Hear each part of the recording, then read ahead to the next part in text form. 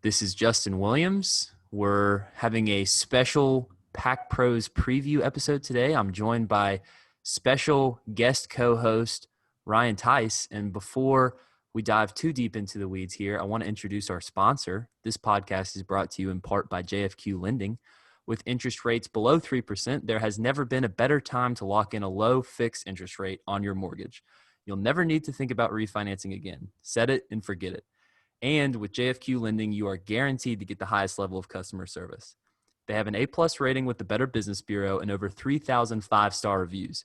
Give Hunter Clausen a call today at 480-513-3992. That's 480-513-3992. Or email Hunter directly at hclausen@jfqlending.com. That's HCLAUSSEN @jfqlending.com. JFQ Lending, Inc., Equal Access Lender, licensed in over 40 states, www.jfqlending.com.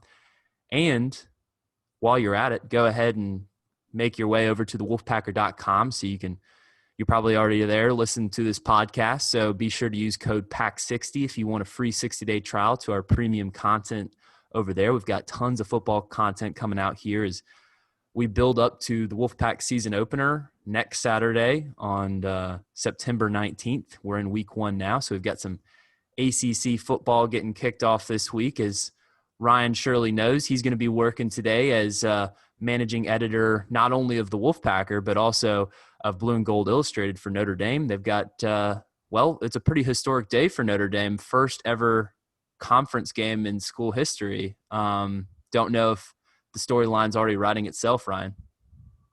Yeah, we'll see what happens. I mean, I know those Notre Dame fans really value their independence, so an interesting twist that they can kind of come into the ACC and vie for their first ever conference championship. And, possibly even, I would assume by the odds, are favored to reach the ACC championship game in Charlotte in December. So interesting dynamic for both the ACC and Notre Dame, and we'll see how it goes going forward is what I'm interested in seeing. Is this a trial run for Notre Dame, or it's just interesting times all the way around for both parties. Well, I know Notre Dame fans know that they think they're going to walk into the ACC and just automatically march to the ACC championship game. So we'll see how they do. And NC State as well. There's always been that talk about NC State would go undefeated if they were in the Coastal Division. Well, we're going to find out this year because they're playing all 7 Coastal opponents as long as the schedule stays intact, which it's already shuffling in week 1 with Virginia Tech. Now, Virginia Tech will open with the Pack on September 26th. So they got 2 bye weeks to start the season. But with all of that said, clearly football is back, and this is going to be a Pack Pros episode rather than a college football preview. So we're going to be talking about all of NC State's former football players that are now, making big money in the NFL. There's definitely some familiar faces, not only to Wolfpack fans, but to NFL fans nationwide. We got kicked off this Thursday with a matchup between Kansas City Chiefs and the Houston Texans. Conclusion from that game, Chiefs are really good again, Super Bowl contender once again, and spoiler alert, if you have a really good quarterback, you should probably have a very good team. Yeah, it's really as simple as that. I mean, that's the way football has gone, both in college and the NFL. And, now granted, the Texans got a pretty good quarterback as well and didn't quite work out the same for them. But it was just great to see football on TV again. I'm excited that the season's here. I've always closely followed the Pack Pros in the NFL, and it's one of my favorite things to do. I've been doing it. It was one of those jobs that when I first started with the Wolfpacker, that it was my job to track the NC State players in the pros. And the phrase Pack Pros wasn't even really around then outside of being the monthly pro column in the Wolfpacker magazine. So now it's kind of the go-to phrase for these guys, and it's great to see. And it's great to see how many NC State players are in the NFL. I mean, NCAA just did that survey where NC State had, I believe it was 20 guys make final 53-man rosters as of I believe they did that the first day after cutdown day, after Mm-hmm. the cutdown deadline for the NFL. And that ranked, I believe it was 24th, tied for 24th nationally, and I think 6th in the ACC. So a good crop of Pac pros for us to discuss on this episode. And I know there's going to be at least one more you can add on that list because Mike Glennon was initially cut from the initial 53-man roster on Jacksonville. He was with Oakland Raiders last year, now the Las Vegas Raiders, but went over to Jacksonville, was presumably going to be a backup quarterback there behind Gardner Minshew, the second-year kind of interesting phenom to NFL fans. He's got that kind of Uncle Rico look about him if you've ever seen Napoleon Dynamite. So the commercials kind of make themselves for Gardner Minshew. But initially cut, Mike Glennon's really made a career, not necessarily your standout star quarterback like some of these guys like Phillip Rivers or Russell Wilson, but he's been in the league for 8 years. He's made plenty of money, and you got to respect the hustle there. But anyways, he signed with the practice squad a few days later and then ended up on the official roster when it was all said and done. So more roster turnover to be expected, even more so this year and the year of COVID. But speaking of quarterbacks, I think we have to start the conversation with at least a couple of NC State former quarterbacks, obvious fan favorites. You've got Phillip Rivers now with the new team in Indianapolis, spent his entire career with the Chargers franchise, now the Los Angeles Chargers, formerly San Diego Chargers. But now fresh start. It's going to be pretty weird seeing number 17 wearing blue, or at least that darker shade of blue in Indianapolis. And then, of course, your favorite, Ryan, Russell Wilson, Seattle. Seattle's again going to compete for the NFC West. It was a really competitive battle, probably the best division in football last year. I think they could repeat once again, considering you have the Super Bowl runner-ups, San Francisco 49ers in that division, as well as the Los Angeles Rams, who have, roster stacked with big names on both sides of the ball. So I guess we can start with Phillip. How weird is it going to be to see number 17 in an Indianapolis jersey this year? Yeah, it's going to be super weird, not in the powder blues for Phillip Rivers for the first time ever, but that's an experiment, I guess we can call it, that I'm really interested in following. The obvious storyline there is the two NC State quarterbacks being 1-2 on the depth chart with him and Jacoby Brissett, but how just weird of a career has Jacoby Brissett had? I know you asked about Phillip Rivers, but a quick digression there. Drafted by the New England Patriots to back up the GOAT, and then he does that for, I think it was 3 games when Brady was suspended. He started as a rookie. Then he gets traded to Indianapolis when I believe it was Andrew Luck got hurt that time, and they were looking for a quarterback, so they traded for Jacoby Brissett. He goes and starts for a year. Andrew Luck comes back, and then Andrew Luck retires, and Jacoby Brissett thrust back into the starting lineup and was really, really good early on last year. And then not only the offense, but he kind of ran into some injuries, and then they went out and signed Phillip Rivers. So it's one of those things where publicly the Indianapolis Colts have always spoke very highly of Jacoby Brissett. There's been reports that I believe it was last year when before Andrew Luck retired that they were turning down trade offers for Jacoby Brissett because they believed that much in him. And I think it's one of those things where a guy who's I think we can say Phillip Rivers, borderline Hall of Fame case he has, and he was on the open market, and the Colts thought that was the right move to do. So I'm really interested in seeing how that all comes together. What an offseason for Phillip Rivers to change teams for the first time ever. I believe year 17 for him. And he's, granted he's had different head coaches, different offensive coordinators with the Chargers, but just an interesting dynamic for him to kind of move from the West Coast to Indianapolis, and a new head coach, new team, and all the adjustments that come with that. Like I said, I'm really intrigued by just that storyline to see how does he fit into the Colts' long-term plans. He signed a 1-year deal. I think it was worth like $25 million or something like that. So still getting paid like an elite NFL quarterback, I would say. And like I said, I think the one positive that is unquestionable with Phillip Rivers moving to the Indianapolis Colts is that offensive line he will be playing behind is one of the best in the league. And I saw a stat yesterday, I believe it was, scrolling across NFL Network that said something along the lines of Phillip Rivers had the most interceptions in the NFL last year when pressured because he was playing behind let's be frank, a subpar offensive line last year with the Chargers, and going to be a much different look this season behind that front line that Indianapolis has built up and invested a lot into.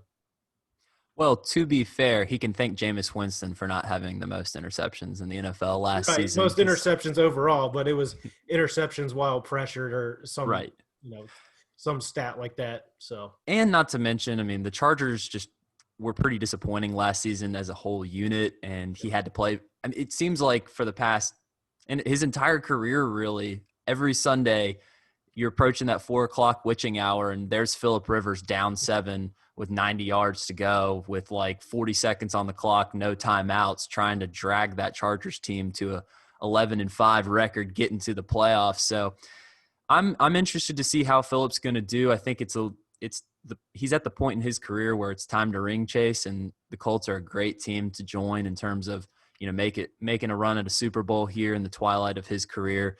As you mentioned, their stout offensive line. They've also got one of the top defensive units in the NFL.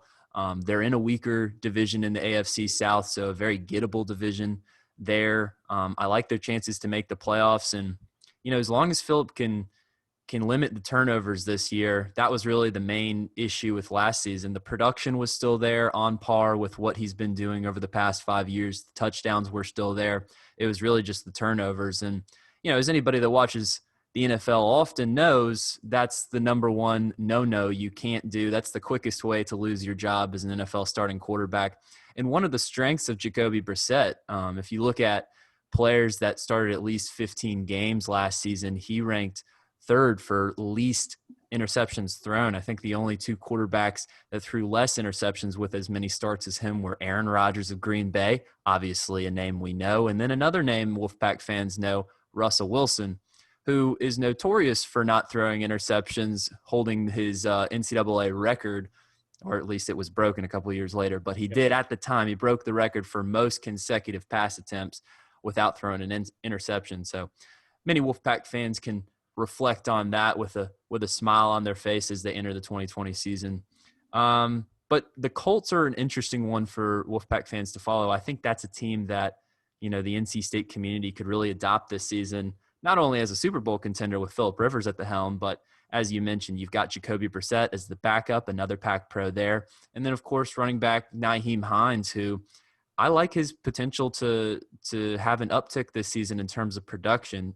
Over the past 2 seasons, he has been a running back in the rotation, but by no means has been the feature back. Marlon Mack has kind of taken on that responsibility for the Colts, but he still has been the Colts punt returner and kick returner.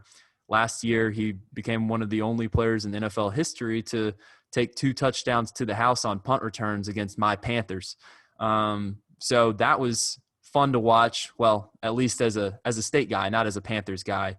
But Naheem won to watch this year because I could see the Pac Pro to Pac Pro connection getting him involved in the passing game. Naheem has already, as we know from NC State, but has in the NFL, has displayed an ability to really take off with some of those receptions as a back in the passing game. So the Colts will be interesting to watch. I was just going to say, I mean, think about all the running backs that Phillip Rivers has worked with over the years. And I don't remember the exact numbers, but he is one of those guys that is known for dumping the ball off to his running backs. I mean, think about all the receptions a guy like Austin Eckler racked up while playing with Phillip Rivers. And the other thing about that backfield, I mean, Naheem Heinz is in a crowded backfield. There's no question about it, because they also drafted Jonathan Taylor out of Wisconsin to kind of compete with Marlon Mack for that lead role. But the interesting thing there is Naheem Heinz is completely different, in my opinion, than Marlon Mack and Jonathan Taylor. Brings something different to the table, and that's always a good thing when you're trying to carve out a niche in the NFL and you are so much different than everybody else on your position at that roster. I mean, I thought Naheem Heinz was going to be a sneaky guy in like a PPR fantasy league to be drafting. And I thought I could stash him away to the last round in a couple of drafts last weekend. And I'm playing in leagues without even NC State fans, and he was going off the board before I could get him in the last round. So I think there is some optimism about Naheem Heinz possibly breaking out a little bit. I mean, last year he did have 44 catches for 320 yards. I mean, not going to be a feature back by any means, but I do think he's got a role there in Indianapolis. The usage is definitely the biggest question there. As you mentioned, fantasy sleeper. I, too, was looking at him in those late rounds, but my fantasy league's filled with some NC State guys, so he clearly was taken off the board before I could get to him. And the usage was really my main issue with him, but he's due for some big plays again once again this season. So as for another quarterback, I know this is going to be your favorite topic of the podcast, Russell Wilson, the backup to the MVP last season. It stinks that Lamar Jackson had such a great year, or else Wilson might have gotten the nod for his first NFL MVP. But 2020, he's taken the Seahawks to the playoffs 7 of the last 8 years in his first 8 seasons as the franchise's starting quarterback. Is this his year to win the MVP? I mean, if I were a betting man and I look at the board of MVP candidates, I imagine his odds got to be fairly decent, return on investment wise. But man, predicting a NFL MVP before the season is got to be a fool's errand. Just it just changes so much every year, and who's going to be the best guy. But in my opinion, he seems like as good a bet as any heading in the 2020. I mean, you look at by any metric, he is the elite of NFL quarterbacks right now. And that's even given the emergence of a Lamar Jackson. I mean, you look at the NFL Network top 100 list they do every summer. He was number 2 on that, behind only Lamar Jackson.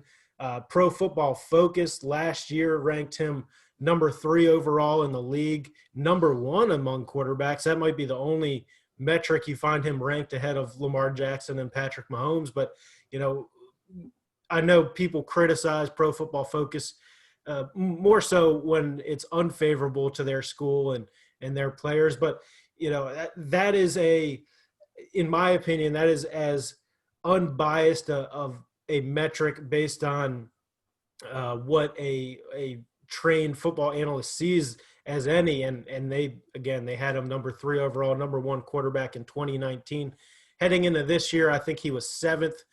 Second among quarterbacks, but of course that includes like Aaron Donald, I believe, was number 1 on that list of PFF top 50 going into 2020. But I mean, Russell Wilson has just worked magic with the Seahawks, and I think given the addition of DK Metcalf at wide receiver, Tyler Lockett is a guy who's really emerged. He's got some weapons around him. He's got a running back behind him and Chris Carson that will help him. I mean, because in recent seasons, he has not had as much offensive talent around him as he does now in terms of skill position players. And I think that bodes really, really well for Russell Wilson moving forward. And of course, this is the other factor that we haven't mentioned yet, but in this offseason, I feel like teams that retain their head coach, their quarterback, and their offensive coordinator are going to be really, really well suited for this season just because of that continuity factor. And I think that Seahawks offense, without having it in front of me, I think that returns a lot of the same pieces that it operated with last year. Yeah, and a couple of other interesting additions to that Seahawks offense this season. You've got Phillip Dorsett coming in as a potential third option at wide receiver, and then you've got the veteran tight end Greg Olsen coming. I mean, I like that connection with Russell Wilson. He makes a guy like Will Disley, a top 10 fantasy tight end last season, now is getting potential future Hall of Famer in Olsen. Of course, Cam loved him in Carolina, and then Olsen has his injuries, his problems with injuries. So let's see if he can stay healthy this season. But if he can, I really like the potential of the Seahawks offense. The question is definitely going to be on the defense. You know, they're not getting Jadeveon Clowney back. That's a big loss. You've got one of the best linebackers in the game in Bobby Wagner. But nonetheless, I like Pete Carroll. I like Russell Wilson. And, I mean, if you're going to take one guy in the NFL that you trust as your quarterback down a touchdown with a minute and a half to go to lead a game-winning touchdown drive, don't give me Patrick Mahomes. Don't give me Deshaun Watson. Give me Russell Wilson, because I'm afraid. You should always be afraid of that man, even if you've got a one-possession lead. You can't sleep on the Seahawks until you're up 4 touchdowns with, late in the fourth quarter. I mean, they are always sticking around, and they had a lot of success in one-possession games last season. I know that's the reason that, some of the hot take artists on national TV want to discount the Seahawks just because of somewhat of the luck factor in these one-possession games. But I don't think there's any luck about it. I think that's just the impact of having a guy like Russell Wilson, who just really just has that clutch gene. There's no other way to explain it. And, he's good at avoiding mistakes. He doesn't turn the ball over. He can produce with his legs. He can produce in the air. So that's my Super Bowl, or that's my NFC champion pick this year. I like the Seahawks to take over in the NFC West over the 49ers.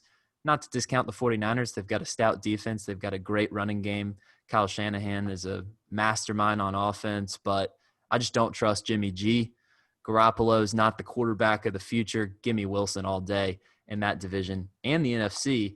But now we're on the topic of quarterbacks. We've gone over Brissett. We've gone over Rivers. Real quick before we move on, Justin, I thought the Pack Pros column you wrote for the Wolfpacker magazine most recently, there were some impressive numbers in there about Russell Wilson, but last year he tied for the most fourth quarter comebacks with 4 and game-winning drives with 5 in the league last year. He's also the only quarterback in the league to have thrown for over 30 touchdowns in each of the last 3 seasons, and nobody else, Patrick Mahomes, Lamar Jackson, whoever else you want to throw out there, hasn't done it multiple times in that time span. So, I mean, it really shows how far he has separated himself from the rest of his competition. And again, I really think he's got as good of offensive skill talent around him as he's had in a few years. No doubt. Russell Wilson, an assassin. There's no other name to call him. I'm so pumped to see him this Sunday, along with a number of other games. I'm really excited for that Saints-Buccaneers game. I'm very interested to see Tom Brady in a Buccaneers uniform, something that I'm sure is being discussed over there at the Wolverine. You're also the managing editor over there at the Michigan publication. But while we're on the topic of quarterbacks, we've gone over Brissett, we've gone over Rivers, we've gone over Wilson. We touched on Glennon. He's probably not going to get many opportunities this year unless a Gardner Minshew gets hurt. The Jaguars are tanking, to be honest. So it's, Glennon, get your paycheck. Hope you get another contract after that. Best of luck to you. And then a guy, Ryan Finley, entering his second season, as the Bengals draft pick for a developing team that had the worst record in the NFL last year.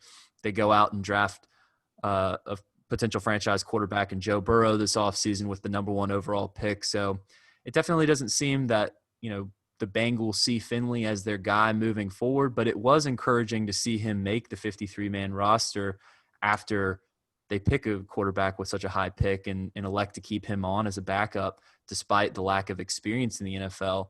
He's a guy that came in, and it'll be interesting to see what kind of a career he's able to make for himself in the NFL, because it's not like he went in and knocked the doors off the handle with production. His completion percentage was around 50%, which definitely needs to improve at the NFL level. But he did come in, and you see a lot of these rookie quarterbacks come in. I know you're a Bills fan. I can remember Nathan Peterman coming in one time. Too soon. And throwing like 5 picks in the first half. He didn't do that.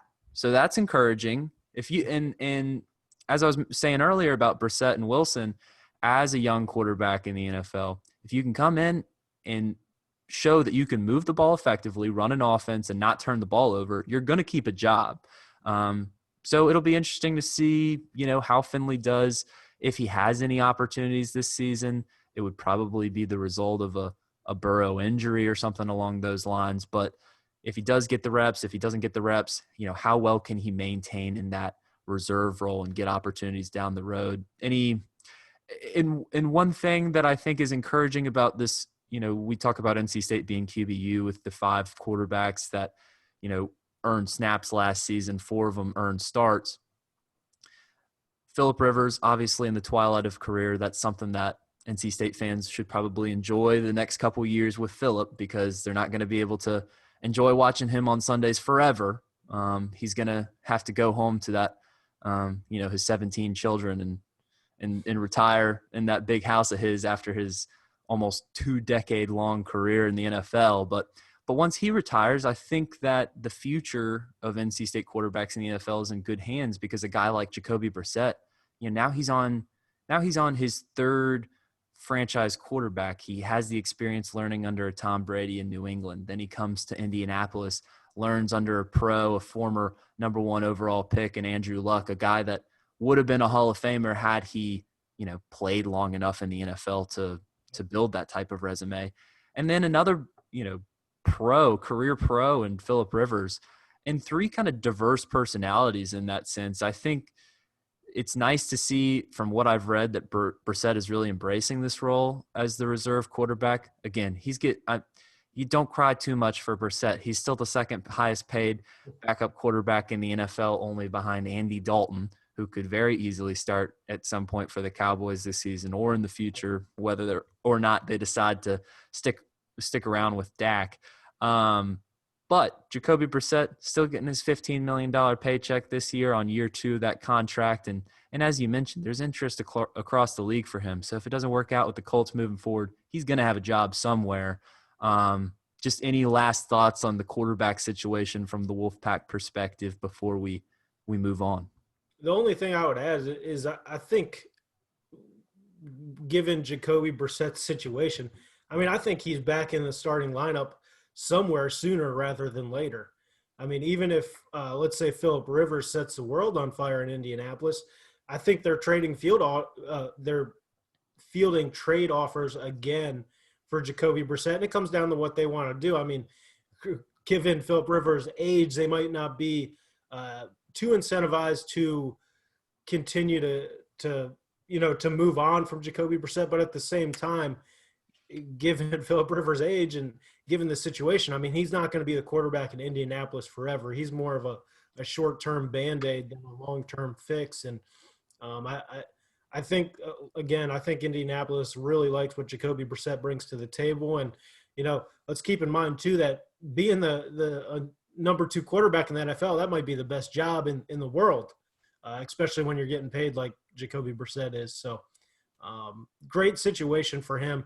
But I do think, let's say, within 2 to 3 years, he's back starting in the NFL somewhere. Yeah, and let's not forget that if you look at Phillip Rivers' numbers compared to Jacoby Brissett in 2019, they're really not that different. They were kind of middle of the road starting quarterbacks on both accounts. You get a little bit more production out of Rivers in the yards count, but you pay for it with the interceptions. Whereas Brissett, you kind of get that game manager that did prove last year that he can also move the ball effectively, not just as a game manager, which was definitely the role that he had at NC State with kind of a limited roster early on in Doran's tenure at NC State. But, now with the stacked lineup like the Colts, I wouldn't be shocked to see Brissett start some games this year. And that doesn't necessarily mean that Rivers would be hurt. If he continues to turn the ball over, it's the NFL. They're not playing favorites here. They're going to go with Rivers. They're going to try to make Rivers work, but Rivers has to limit the turnovers this season. There are some other offensive guys we can talk about other than Naheem Heinz. He's probably the biggest name of, the skill players from Pac Pros, but you've also got Jalen Samuels with Pittsburgh as, their running back / combo back. NC State fans know he can do a little bit of everything, and would really like for the Steelers to use him the way he was used at NC State. Whenever he had the opportunities in Pittsburgh, he did prove that he could produce at the NFL level. And I know that's something that Mike Tomlin did not go unseen from Mike Tomlin. So expect more from him in the future. Although they're getting a little bit healthier on that Pittsburgh offensive front. Then you've got Jacoby Myers, who makes the 53-man cut at wide receiver for the New England Patriots. You get a new quarterback in Cam Newton this season. Fresh slate with a new quarterback, so you never know who the quarterback's going to be picking as their favorites.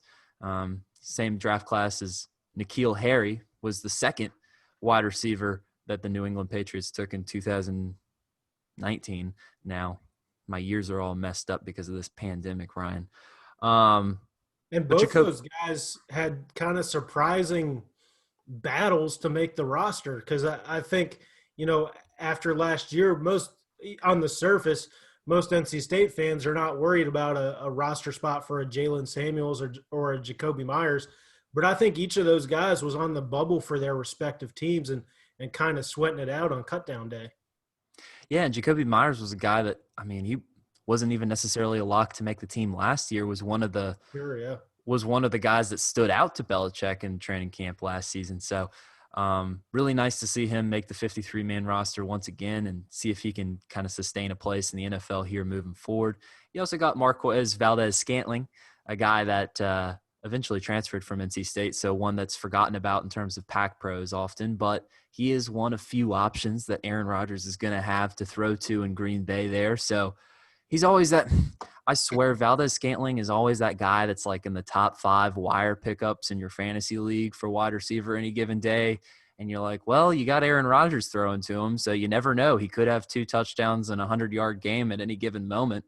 But then, of course, he has just as many, if not more, of those like 3-point, 1 or 2 reception, 10, 15-yard type performances, particularly in a run-heavy offense such as Green Bay's. But any thoughts on Scantling? I know Devin Funchess, their big offseason addition, elected to opt out, so potentially encouraging for Valdez Scantling to get some more looks.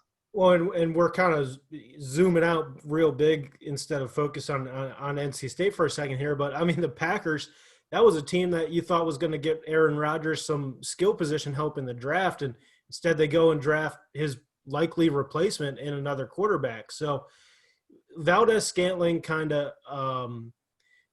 the way I look at it is we talked about like Jacoby Myers and Jalen Samuels and Naheem Heinz and in a little bit of crowded backfield and wide receiving core situations where I would almost say the opposite is true of Valdez Scantling, where he's not in a super crowded wide receiver room and he's kind of emerged as that number 2, number 3 type guy for them. And I never think if you're talking about him in fantasy, you're in a deep league or you're desperate and dealing with injuries.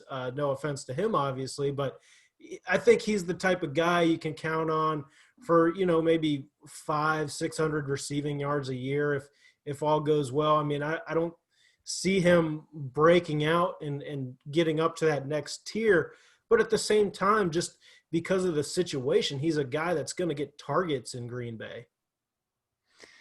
And I know it's a topic that we don't really bring up a lot in the media, but NC State's got some impressive Pac pros as offensive linemen as well. In my top 5 2019 seasons in the latest Wolfpacker magazine in the Pac Pros feature, which you can go get yourself a copy at the wolfpackeronline.com. That's coming to print fresh off the presses this week. So go ahead and order yourself a copy there if you want to check out the full feature and a lot of great other content. But guard Joe Tooney with New England Patriots. He's been a 4-year starter for the Patriots. Talk about a guy that's really bought into the Patriot way. Just your hard-nosed, stable, not injury-prone in the slightest, Belichickian, just grind up the offensive line. And he's a guy that gets a second-team All-Pro nod last year. So I had him at number 2 and right behind Russell Wilson in terms of the best seasons by Pac Pros in 2019. And then you have And rightfully so. oh yeah, I mean he's regarded as entering this offseason, they didn't know if the Patriots were going to franchise tag him, sign him to an extension, or possibly let him test the waters in the market. But he would have been a top free agent had had the Patriots not put the franchise tag on him. So NC State fans know. I mean, they love them some Joe Tooney. And I know Matt Carter, shout out Matt Carter, whatever he's doing right now. But I know he's a big Joe Tooney guy as well. And anybody that covered Joe Tooney is going to be a Joe Tooney guy. I mean, he's as good as they come on and off the field.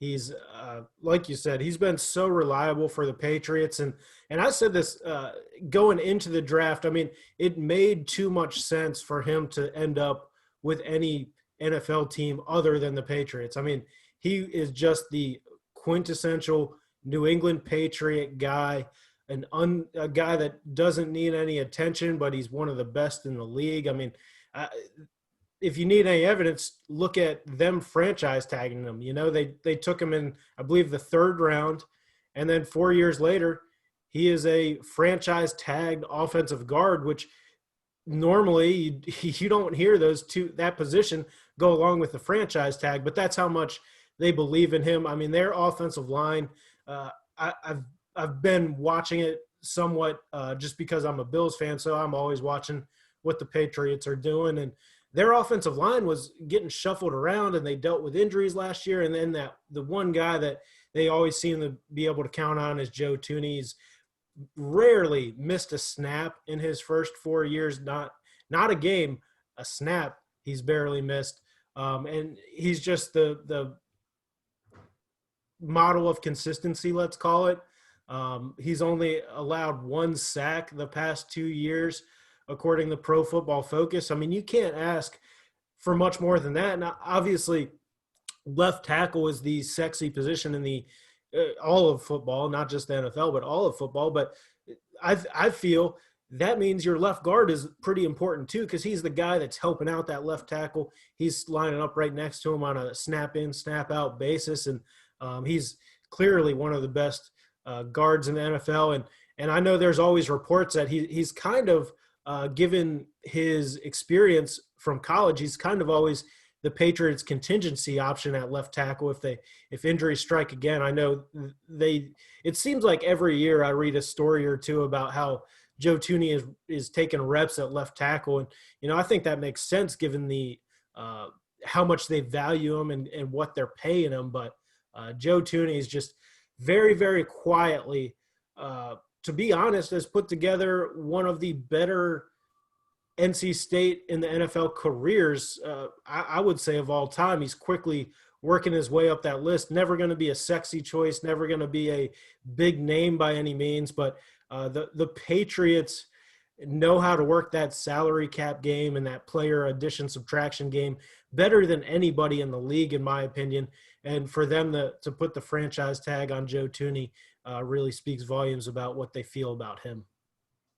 Well, there's no more valuable trait you can attribute to an offensive lineman than consistency. And that's certainly a claim that Joe Tooney lives up to. And another guy that's newer in the NFL, fresher in NC State fans' minds, first-round draft pick in 2019, went on to be the starting center for the Minnesota Vikings all season last year. Garrett Bradberry wins Rookie of the Year on Minnesota, plays the most snaps on that entire offense last season, and was part of one of the better offensive line groups last season. According to this article that we have in the Wolfpacker.com, or excuse me, the Wolfpacker magazine, the Vikings only allowed 28 sacks in 2019, which was good for 5th best in the NFL. So Garrett Bradberry is another guy that, you know, NC State fans can really root for, because I think he's going to follow suit in the Joe Tooney line of consistency and a guy that could easily be a 10-plus year pro. Yeah, I mean, that's when a team drafts a center in the first round, that's almost like the expectation, right? Because they're drafting that guy because it's clearly been an issue, and they're drafting that guy because if you're taking a center in the first round, you feel really, really strongly about it. And I think it, excuse me, I think it really came down to in terms of the best rookie center in the NFL last year. And that's kind of narrowing the field down quite a bit because there's not a ton of NFL centers that are rookies and they're starting, but it really came down to him and Eric McCoy as kind of the top two centers in the league last year. I think McCoy got the nod on a lot of, all rookie teams and things like that. But Bradberry, if he's on the field for as many snaps as he is, that shows a lot. And I think he's a guy that obviously really got better as the year went on last year. I think he had a couple of rough games early on in terms of, pressures allowed and sacks allowed and things of that nature. But I think setting the expectation at like a 10-year NFL career and many of it starting it is not I don't think that's going out on too much of a limb there for Garrett Bradberry. Well, we don't want the listeners to start falling asleep on us if we keep talking about offensive line and productivity on the offensive line. That's not why people tune in from 1 to midnight on Sundays, Ryan. They sign up for the sacks, the big hitters, the big uglies on the defensive line, and then they, of course, sign up for the studs leading the offense, leading those game-winning drives like a Russell Wilson, the franchise QBs of the league. Before we transition to the defense real quick, I want to bring up a one that we didn't mention that deserves mentioning, but Kelvin Harmon, wide receiver, entering year 2 with the Washington football team. You got a new head coach in Ron Rivera. You got a new name. You got a new logo in Washington. You've got second-year Dwayne Haskins at quarterback, a guy that, many saw with a lot of potential in the 2019 draft, but one of the rookie quarterbacks last year that didn't necessarily perform as well as was expected. He's not going to be the number one option there with Terry McLaurin kind of taking that claim as the wide receiver 1 there. But Kelvin Harmon is a guy that is an expected starter, it seems like, in Washington, or at least is competing as a starter in that wide receiver core, and certainly a guy worth mentioning. But I don't know if we need to dive too deep into the weeds on Washington football team this season before we get into the defense, Ryan. Yeah, unfortunate ACL injury for Harmon, and I believe he's officially been ruled out for the year. So, unfortunate there, but he's still young. He can bounce back from that. That's right. I completely forgot about that ACL injury. Well, hopefully hopefully it makes positive out it. I think the rookie contract should protect him to stick around since it's a 3-year type of deal with rookie contracts, I believe. It's always, throw an injury into that equation. And if there's possibly a leadership change in Washington, that would, I would start to get worried about Kelvin Harmon. But as long as the regime that drafted him is there, I wouldn't expect them to move on from him too quickly. I mean, I always go to ourlads.com and look at depth charts and things of that nature. And looking at the Washington wide receiver depth chart, I got to imagine Kelvin Harmon's roster spot is pretty secure for the remainder of his rookie deal. And he was productive as a rookie at 30 receptions for 365 yards, so a greater than 10 yards a reception average there. So solid performance as a rookie, and expect big things for him on the other side of rehab, entering what will be his second playing season, but his 3rd year in the league. But let's talk about the defense. Speaking of injury, probably the biggest name on defense for the Wolfpack is former top 5 overall draft pick of the Denver Broncos on the defensive line, Bradley Chubb, former number 9 for the Wolfpack. It was a disappointing year last season after tearing his ACL in game 4. Kind of a slower start for Chubb last season. I know that he got his first sack in the game that he was injured against Jacksonville. But entering year 3 in that notoriously stout Broncos defensive front, a guy that transitioned from a defensive end role in college to an outside linebacker role, kind of pass rusher role, if you will, in Denver alongside of Von Miller. So expectations for Bradley Chubb in year 3? Well, it goes without mentioning the Von Miller injury is huge for the Denver Broncos. And quite frankly, that's probably a thing that it hurts the Broncos overall as a team, obviously. It might hurt Bradley Chubb's performance, but it might make his stats higher, if that makes sense. I know that's a little counterintuitive what I'm trying to say there, but I think that means in terms of the sexy quarterback sack and tackles for loss stats, it probably means Chubb is might have more of those, but I think it without question weakens the Broncos defense. The thing I saw, I just pulled it up a second ago, but obviously Von Miller, the perennial Pro Bowler, had ankle surgery Friday, and he's expected to be out for at least 3 months. So, that's a big blow for that team, especially when Von Miller and Bradley Chubb were on the field together as when Chubb was a rookie. I mean, that's one of the best. I know they're both outside linebackers. Let's just call them edge rushers, right, duos in the league. And that's such a big blow that you finally think you're bringing those two back together. Von Miller suffers that injury. But, Chubb individually, I think – I said before he came out, I thought he had the potential to be one of the best Pac Pro defenders ever. I think the people on top of that perch are obviously Mario Williams, very similar player to Bradley Chubb. Adrian Wilson's probably in that conversation. Vaughn Johnson, who just passed away not too long ago, unfortunately is in that conversation, was a long-time Dome Patrol linebacker for the Saints. But Chubb, I think – his arrow's squarely pointing up. He's one of the best outside hybrid type outside linebacker defensive end guys in the league.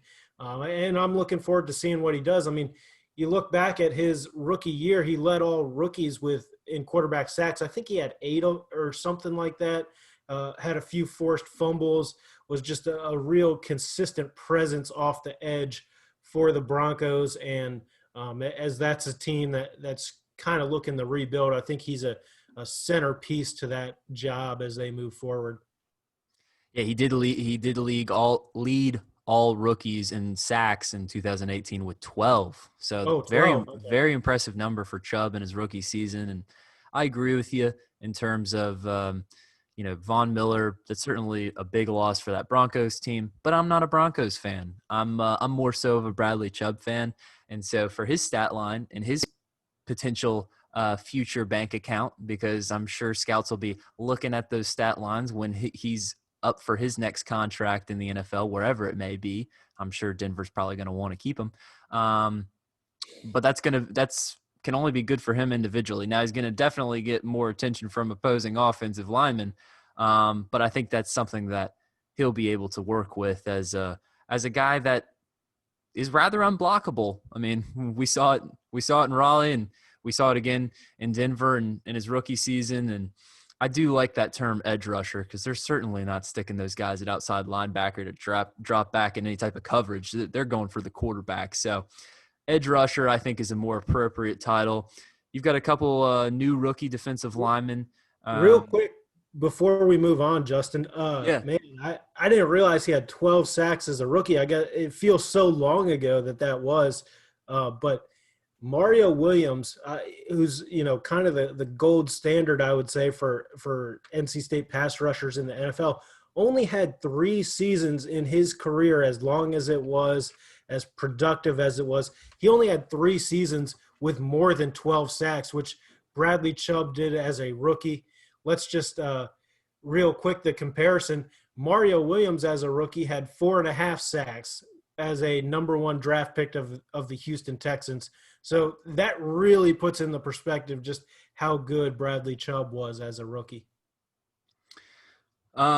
So speaking of rookies, we've got 2 new rookie defensive linemen entering the year as draft picks last season. You got Laurel Murchison going to Tennessee. He was a 5th-round pick for the Titans.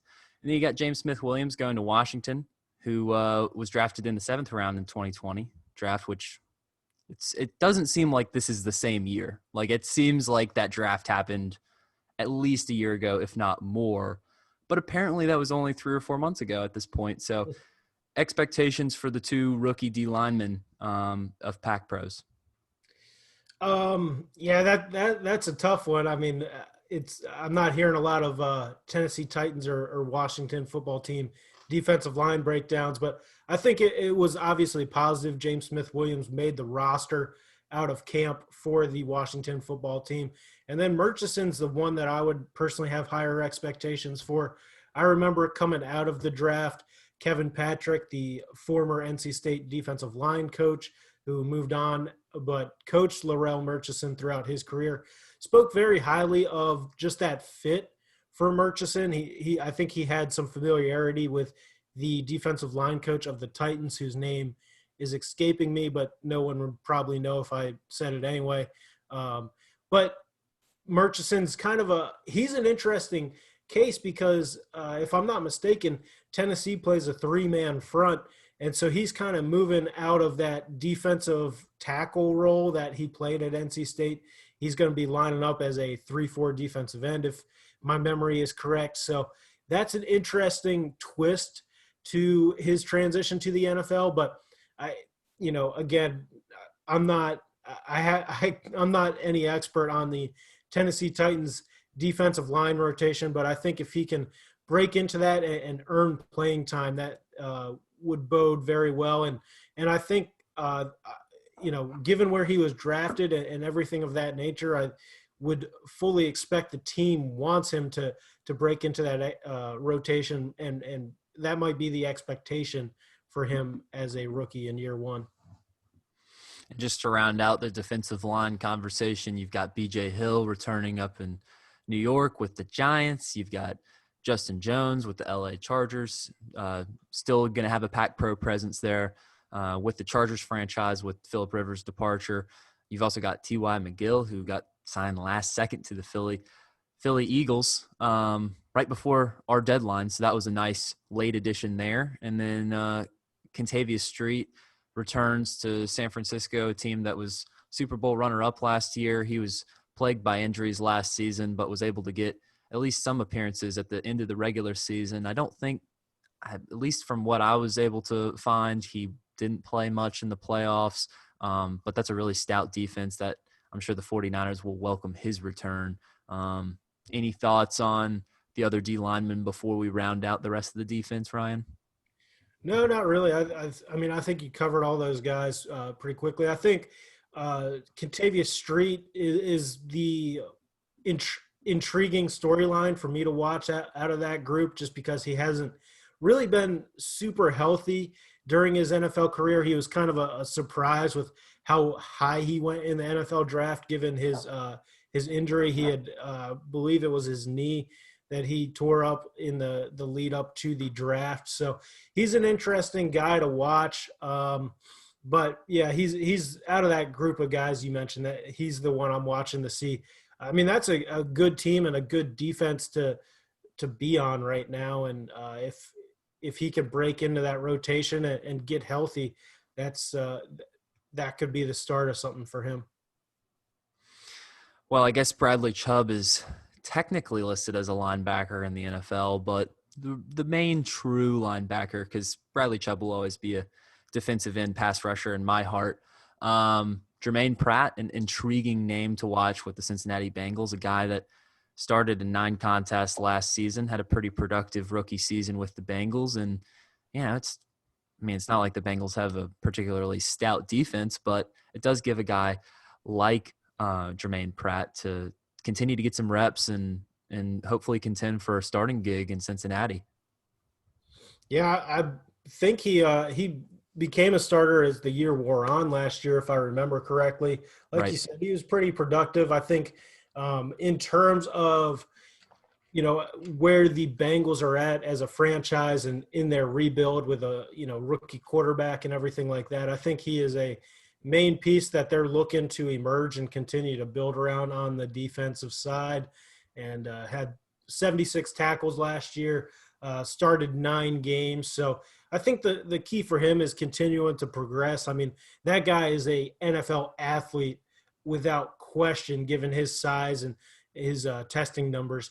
And for him, if it all comes together, I think he's another guy that will be having a long, productive career in the league.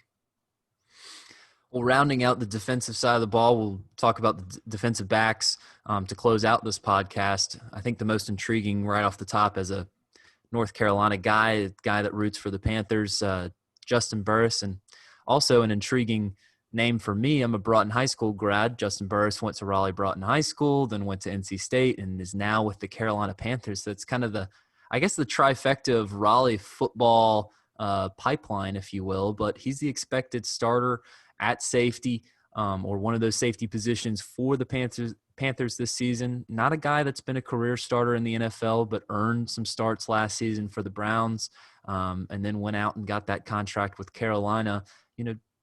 That defensive backfield is going to be the main question mark for Carolina this season, but it's nice to see a guy like Juston Burris at least, get an opportunity in that backfield. Yeah, no question about it. I think he's the thing I'm most interested in him is I always felt, not to take away from his NC State career, but I always felt he was a better fit at safety than cornerback necessarily. I thought he just had that body type, and his athleticism might have translated a little better there. There probably is no – let me think about this for a second, but I would say there is probably no NC State player that I attended more of his high school games as a recruit of than Juston Burris. I always used to joke with Matt and JC that I was on Juston Burris watch every Friday because it felt like in that class in particular, and if I remember correctly, they might have not necessarily had a lot of in-state commitments that year, and there were a couple other people on his team that NC State was looking at, and they were always playing another team that had a few guys NC State was looking at. And I swear I went to maybe 4 or 5 of his high school senior year games at Broughton. It was just a super easy drive, and he played safety back then, and was kind of like a center fielder almost, and had a lot of interceptions and was a two-way standout, as most of these guys probably were on the high school level. But he's a guy that I felt like his NFL career kind of took off when he made that move to safety finally. He kicked around. I want to say he's been out of college since 2015 maybe. So he's been around for quite a while, but I think he was, if I remember correctly, he was kind of playing cornerback and kicking around on a few different teams early in his NFL career, made that move to safety, and that seems to have solidified his spot, and he obviously came out and won a starting job with the Panthers. So great story there, kind of returning home and all that, but interested to see how he does now that he's got his chance as a seemingly entrenched starter going into the season, probably for the first time in his career. Well, as a Broughton alum myself, I can say I'm sorry that you had to watch so much Broughton football. I think, well, at least with Juston Burris on the field, they were probably at a better point. But I know during my 4 years there were all 4 losing seasons on the football field. That's a school good at cross country, good at golf, good at tennis, lacrosse, football, not so much. But we'll see if they can turn around that program here moving forward. If I got this timeline correct, it was Juston Burris in whatever class he was in, and then the year behind him, Drew Davis was another guy who came to NC State and played linebacker. Then I think, if I remember correctly, might have moved to defensive end, and then I think injuries kind of ended his career a little prematurely. But I love that kid as a high school prospect as well. I remember he was very, very young. Maybe he was 2 years younger than Burris. My memory is not something to be counting on here, but I remember him flashing as a young guy when I went to see Juston Burris, and I was like, man, who's this big burly linebacker who's listed on the roster he was a year or 2 younger than Burris, and unfortunately didn't work out for him. But the point remains, Burris was a lot of fun to watch in high school. Yeah, I think Drew Davis is a guy that ended up, I think he committed somewhere in the Big Ten because he was a highly touted linebacker. May have been Minnesota. I was thinking Minnesota, so I bet that's right. Yeah, Minnesota, and then Chris Mangus was a running back around that time. He was a I Virginia remember him Tech too. commit. Yeah.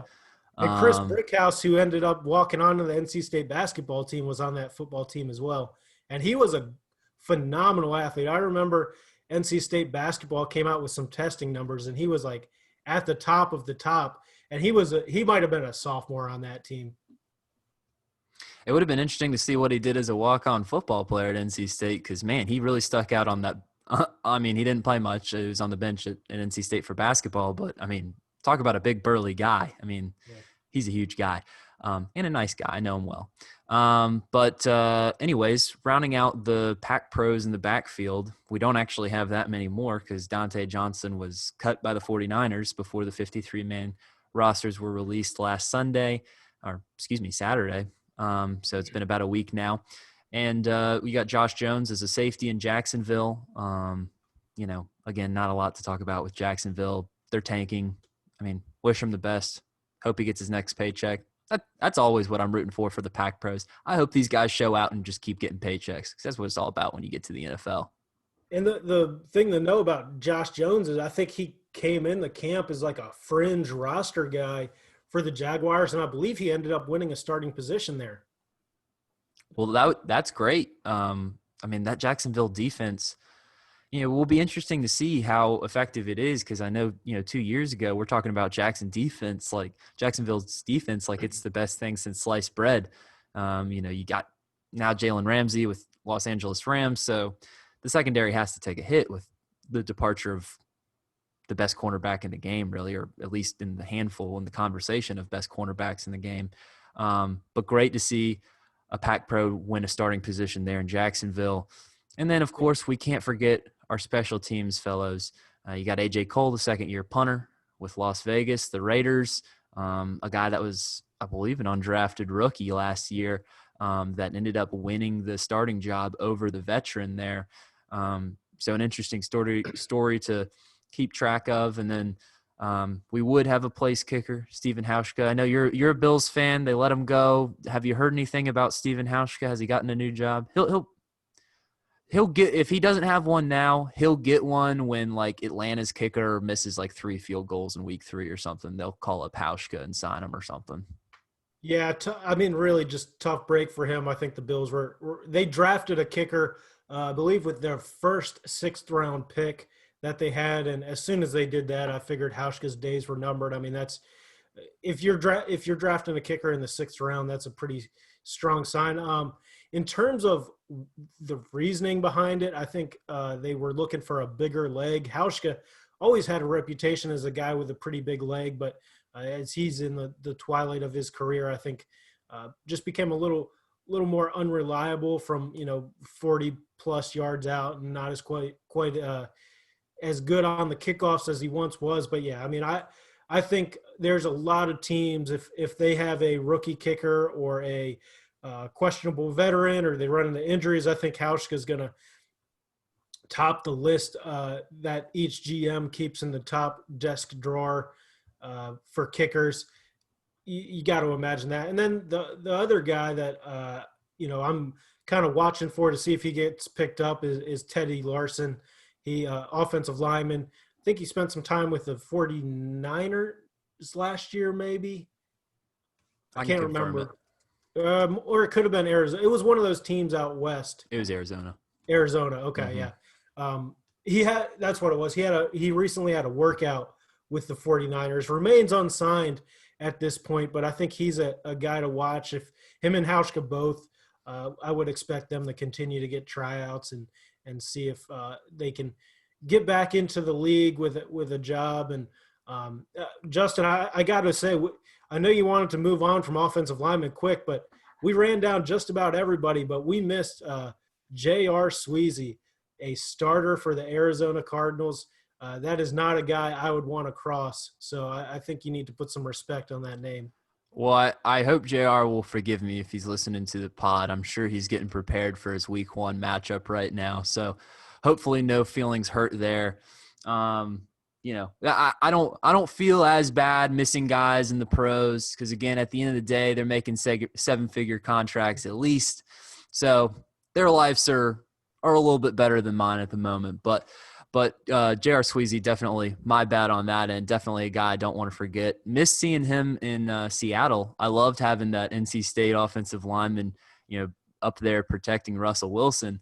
But now he gets to protect Kyler Murray, see if he can give Kyler Murray some opportunities to get the ball in DeAndre Hopkins' hands. That Hopkins, a guy that I was a little bit pessimistic with in terms of fantasy this year. I love Nuke. He's a stud, definitely top 3 receiver in the league, but I don't really trust Kyler Murray. But we'll see. I could be wrong. He was the number 1 pick of the draft. I don't trust his throwing game yet, so we will see with the Cardinals. But with all of that said, I think we've now pretty much covered everyone. If we missed anyone, again, sorry. You can cry home on your way to the bank, and then I won't feel so bad for you. But before we sign off here, Ryan, any last thoughts, comments, hot takes you want to give for Wolfpack fans on the NFL season this year? No, I think we covered everyone pretty thoroughly. The only other guy I was thinking we might have missed, Will Richardson, offensive lineman with the Jaguars. I think he got a few spot starts last year, if I remember correctly, and then kind of platooned at an interior position. But we just know now going forward that you seem to hate the offensive linemen. So I don't. I've fully embraced. One of the first interviews I did with an NC State football coach was offensive line coach John Garrison in the spring meetings that we had earlier this year. I have given love to the offensive line. I have built up our offensive line at NC State to the message board. They are hype on this offensive line because of yours truly. So I'm not discounting the big burleys down there. I know they're what makes the world spin, and it's the reason why these NFL players and coaches make millions of dollars, and it's the reason why college coaches make millions of dollars. It all starts up front with the big burleys. So no disrespect to the offensive linemen. I just didn't want to go 15 minutes talking about offensive linemen, but here we are. Very thorough Pack Pro preview for Wolfpack fans out there. 2020 NFL season gets really underway tomorrow, so definitely give this podcast a listen. Nice little tidbits before you tune in and sit back, get in your recliner for 12 hours on Sunday and eat a bunch of potato chips and drink beer.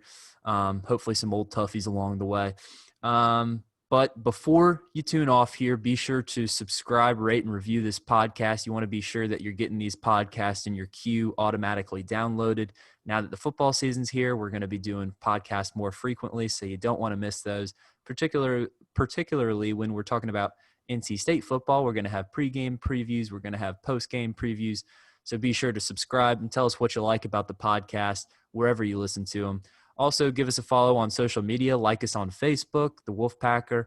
Also, you can give us a follow on Twitter at The Wolfpacker. If you want to follow Ryan, you can follow him at Ryan Tice. If you want to follow me, you can follow me at Justin H. Will. And yeah, don't forget to use that code PACK60 for the premium content on thewolfpacker.com. Other than that, for Ryan Tice, this is Justin Williams, and this has been the Wolfpacker 2020 NFL Pack Pros Preview Podcast.